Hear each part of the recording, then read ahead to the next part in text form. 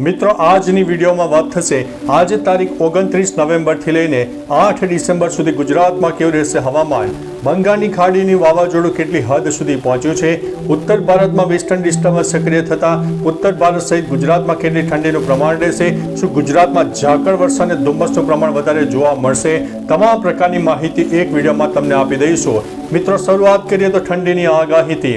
અત્યારે ઠંડીનો માહોલ ગુજરાત અને તેની આસપાસના વિસ્તારોમાં જામી ગયો છે। ન્યૂનતમ તાપમાન 16 અથવા તો 15 ડિગ્રીની આસપાસ પહોંચી ગયું છે। અનેક વિસ્તારમાં જોરદાર ઠંડીનો માહોલ સર્જાઈ ગયો છે।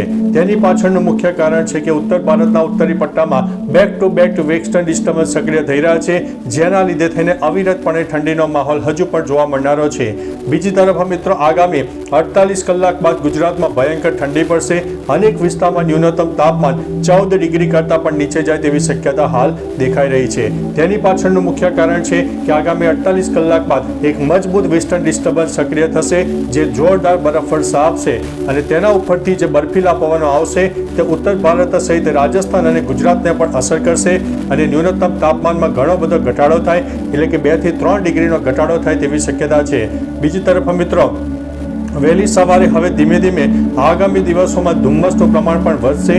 રોડ રસ્તા અને હાઈવે ઉપર ઝીરો વિઝિબિલિટી થઈ જાય એટલે થોડા અકસ્માતના ચાન્સીસ પણ વધી જશે, એટલે થોડા સાવચેત રહેજો, એલર્ટ રહેજો। બીજી તરફ ઝાકળ વર્ષાની પણ શક્યતા રહેલી છે। હવે અગત્યની વાત કરીએ તો વાવાઝોડાની। બંગાળની ખાડીમાં ઉદ્ભવેલું વાવાઝોડું હવે સક્રિય થઈ ચૂક્યું છે, પરંતુ મિત્રો અત્યારે યુટ્યુબમાં એવો હોવા ચાલી રહ્યો છે કે ભયંકર વાવાઝોડું છે, તબાહી મચાવી દેશે। તો મિત્રો આ એટલું બધું પણ મજબૂત વાવાઝોડું નથી કે જેથી આપણે બીવાની જરૂર હોય। આ જે વાવાઝોડું છે ચોક્કસ તેનો વિસ્તાર ઘણો બધો મોટો છે। દક્ષિણ ભારતના તટીય વિસ્તારો સહિત દક્ષિણ ભારતના અનેક ભાગોમાં વરસાદ આપી શકે છે, જેમાં 2 ઇંચથી લઈને 5 ઇંચ સુધીના વરસાદ કોઈ વિસ્તારમાં થાય। પરંતુ મિત્રો આ વાવાઝોડામાં જે પવનની ગતિ છે તે પવનની ગતિ અંદાજિત 55 થી 60 કિલોમીટર પ્રતિ કલાકની ઝડપે જોવા મળી શકે છે। આપણે ગત જે 6 મહિનામાં વાવાઝોડા સક્રિય થયા હતા, જેમાં પવનની ગતિ 100 થી લઈને 120 કિલોમીટર પ્રતિ કલાકની ઝડપે જોવા મળતી હતી, તેવું વાવાઝોડું મજબૂત નથી।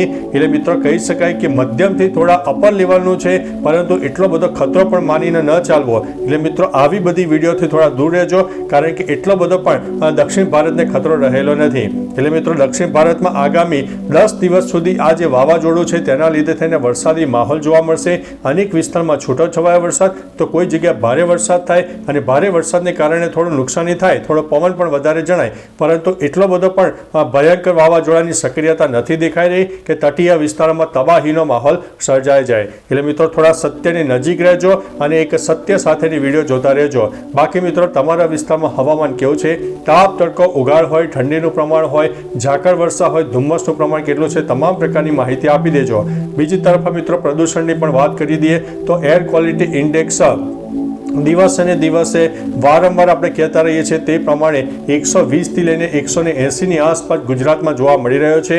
એટલે છેલ્લા 10 દિવસનું તમે એક આંકડા ઉપર નજર નાખો તો ગુજરાતમાં પ્રદૂષણનું પ્રમાણ દિન પ્રતિદિન વધી રહ્યું છે। એટલે થોડા સાવચેત રહેજો, એલર્ટ રહેજો, પ્રદૂષિતવાળી જગ્યાએ જવાનું થોડું ટાળી દેજો। તો ચાલો મિત્રો ફરીથી લેટેસ્ટ ઇન્ફોર્મેશન સાથે મળતા રહીશું, ત્યાં સુધી અમને રજા આપશો। નમસ્તે।